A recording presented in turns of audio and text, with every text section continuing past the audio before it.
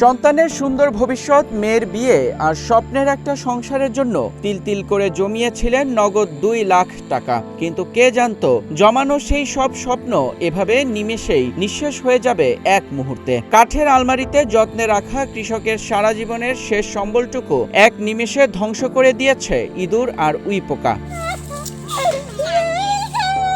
হৃদয় বিদারক এই ঘটনাটি ঘটেছে গাইবান্ধার সুন্দরগঞ্জ উপজেলার দহবন্দ ইউনিয়নের উত্তর ধুমাইটারি গ্রামে। ক্ষতিগ্রস্ত কৃষকের নাম তোফাজ্জল হোসেন। 10-12 বছর ধরে জমিতে কঠোর পরিশ্রম করে সংসার চালান তিনি। এর আগে ঢাকায় রিকশা চালিয়ে কষ্টের উপার্জিত কিছু টাকাও জমা করে রেখেছিলেন এই আলমারিতেই।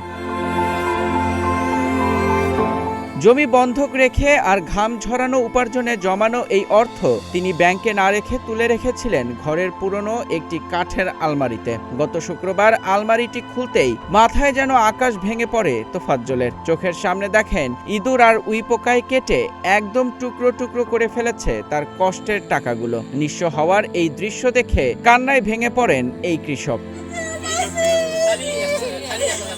স্থানীয় ইউপি সদস্য সোবেদ আলী ঘটনার সত্যতা নিশ্চিত করে জানান, পরিবার আর সন্তানদের ভবিষ্যতের জন্যই তিনি টাকাগুলো জমান। অন্যদিকে তোফাজ্জল হোসেন আকুতি জানিয়ে বলেন, এর সাথে শুধু টাকা নয়, আমার ভবিষ্যতের পরিকল্পনা জড়িত ছিল। আমার এই কষ্টের কথা কেউ বুঝবে না। শেষ সম্বল হারিয়ে এখন সরকারের কাছে নষ্ট হয়ে যাওয়া নোটগুলো বদলে নতুন টাকা পাওয়ার আকুতি জানিয়েছেন তোফাজ্জল।